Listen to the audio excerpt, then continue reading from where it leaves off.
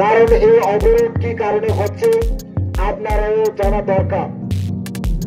আপনারা নিশ্চয়ই জানেন 70-75 ওষুধ বিরোধ করিয়ে গেছে, কিন্তু আমাদের ত্রিপুরা রাজ্যে আমরা যারা আদিবাসী বা টিপ্রাসারা দীর্ঘদিন ধরে আমাদের বাসার জন্য লড়াই করে আছে, কিন্তু বিভিন্ন রাজনৈতিক দল বছর যায় বছর এসে পলিটিক্স করে আমাদেরকে ঠকিয়ে আমাদের ভাষাকে স্বীকৃতি দেওয়ার কথা কিন্তু এখনো দেয়নি।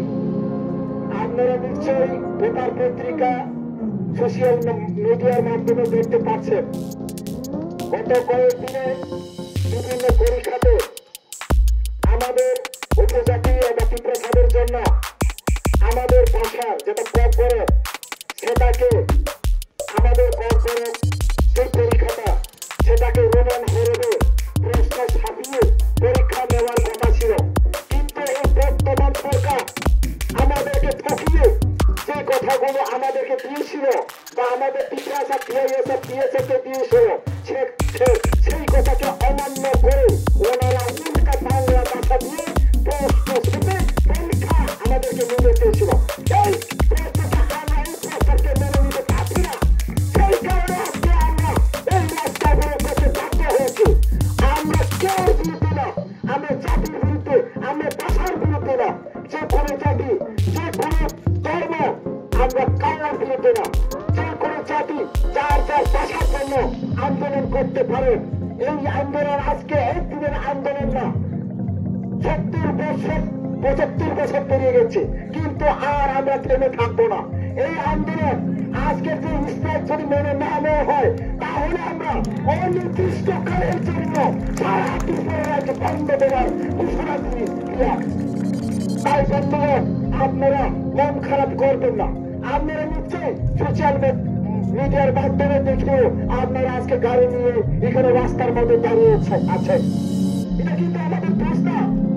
আপনারা নিশ্চয় জানেন আজকে বন্ধ আছে, আজকে বন্ধ করছেন, কারা বন্ধ করছেন, কেন বন্ধ করছেন, কি কারণ আপনাদের দেখা দরকার ছিল, কিন্তু আপনারা দেখে শুনে এখানে এসে আপনারা এখন বক্তব্য কি আপনারা বাড়িতে গিয়ে বা সোশ্যাল মিডিয়াতে আপনারা বলেন যে কোনো জাতি তার ভাষার জন্য আন্দোলন করতে পারে। আমরা চাই না রাস্তাতে এভাবে ভিখারির মতন আমরা বসে ভিক্ষা করা। এই ত্রিপুরা রাজ্য আমাদের ত্রিপুরা রাজ্য।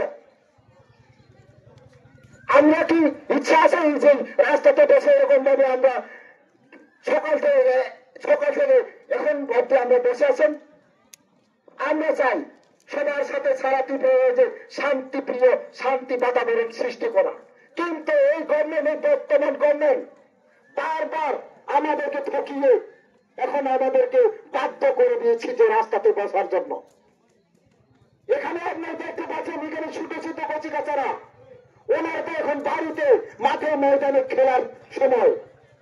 ওনারা কি এখানে আরামের জন্য এসেছে?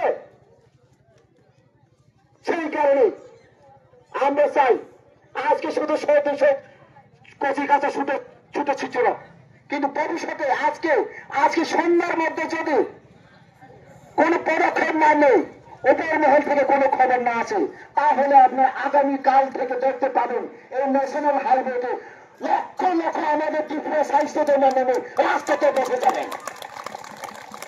তাই বন্ধুগণ, মা ও ভাই বোনেরা, আমাদের যারা যারা এই ইউনিটে আছেন বা রাস্তাতে মাঠে ময়দানে দোকানপাটে বসে আছেন, আপনারা ধৈর্য সহকারে শুনবেন। আমরা আমাদের ভাষার জন্য প্রয়োজনে রক্ত দিব, জান দিব, তবে আমরা আমার ভাষার জন্য আন্দোলন করে যাব। আমরা দেখেছি বাংলা ভাষার জন্য যখন আন্দোলন করেছিল পেপার পত্রিকারা, আমরা যারা লেখাপড়া করে এসেছি, বাংলা ভাষা যখন আন্দোলন করেছিল তখন বন্ধু হাতে নিয়ে মহিলারা ভাষার জন্য আন্দোলন করেছিল, কিন্তু আমরা এখন বন্ধু হাতে নেইনি। আমরা তো বন্ধু হাতে নেইনি, আমরা তো এখন আন্দোলন করে আপনাদের কাছ থেকে আমরা ভাষার জন্য আন্দোলন করেছি। বছর বছর আমাদেরকে পেরিয়ে গেছে, আমাদের ঠকিয়ে আমরা আর সহ্য করতে পারবো না। তাই